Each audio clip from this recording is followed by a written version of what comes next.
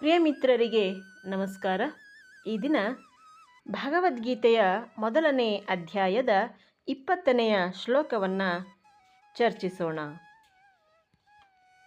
ಅಥ ವ್ಯವಸ್ಥಿತಾನ್ ದೃಷ್ಟ್ವಾಧಾರ್ತರಾಷ್ಟ್ರಾನ್ ಕಪಿಧ್ವಜಃ ಪ್ರವೃತ್ತೆ ಶಸ್ತ್ರ ಸಂಪಾತೆ ಧನುರ್ದ್ಯಮ್ಯ ಪಾಂಡವಃ ಋಷಿಕೇಶಂ ತದಾ ವಾಕ್ಯಂ ಇದಮಾಹ ಮಹೀಪತೆ.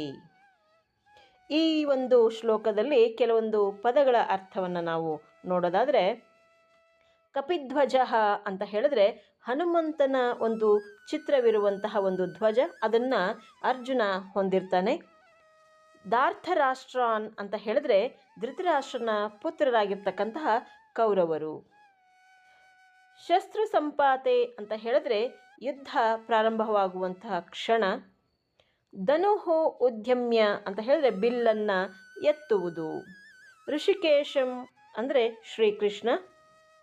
ಮಹೀಪತೆ ಅಂದರೆ ರಾಜನೇ ಉದ್ದೇಶಿಸಿ ಹೇಳುವಂಥದ್ದನ್ನು ಇಲ್ಲಿ ನಾವು ನೋಡಬಹುದು. ಅಂದರೆ ಧೃತರಾಷ್ಟ್ರನಿಗೆ ಸಂಜಯ ಹೇಳ್ತಾ ಇದ್ದಾನೆ ಆ ಒಂದು ಯುದ್ಧ ಭೂಮಿಯಲ್ಲಿ ಏನು ನಡೀತಾ ಇದೆ ಅನ್ನೋದನ್ನು.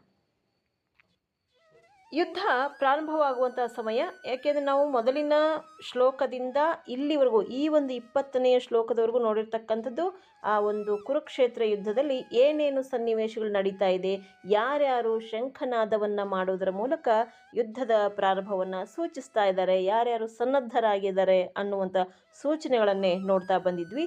ಈಗ ಅರ್ಜುನ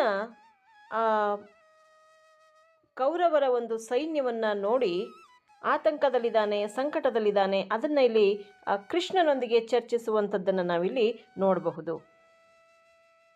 ಹನುಮಂತನು ಇರುವಂತಹ ಧ್ವಜವನ್ನು ಹೊಂದಿದ್ದಂತಹ ಅರ್ಜುನ ಕೌರವರ ಸೇನೆಯನ್ನು ನೋಡ್ತಾನೆ. ನೋಡಿದ ಮೇಲೆ ಅವನು ತನ್ನ ಬಿಲ್ಲನ್ನು ಎತ್ತಿ ತನ್ನ ಸಾರಥಿಯಾಗಿರ್ತಕ್ಕಂಥ ಶ್ರೀಕೃಷ್ಣನೊಟ್ಟಿಗೆ ಮಾತನ್ನು ಆರಂಭಿಸ್ತಾ ಇರ್ತಕ್ಕಂಥ ಸನ್ನಿವೇಶವನ್ನು ನಾವಿಲ್ಲಿ ನೋಡಬಹುದು. ಅಂದರೆ ಅರ್ಜುನನ ಮನಸ್ಥಿತಿಯಲ್ಲಿ ಮೂಡುವಂತಹ ಸಂಶಯ ಮತ್ತು ಸಂಕಟದ ಆರಂಭವನ್ನು ನಮಗೆ ಇದು ಸೂಚಿಸ್ತಾ ಇದೆ. ಇದು ಗೀತೆಯ ಉಪದೇಶ ಆರಂಭವಾಗುವಂತಹ ಅತಿ ಪ್ರಮುಖವಾದಂತಹ ಘಟ್ಟ ಮತ್ತು ಕ್ಷಣವಾಗಿರ್ತಕ್ಕಂಥದ್ದು. ಅಂದರೆ ಈ ಶ್ಲೋಕದಿಂದಲೇ ಅರ್ಜುನನ ವಿಷಾದ ಯೋಗ ಆರಂಭವಾಗತಕ್ಕಂಥದ್ದು.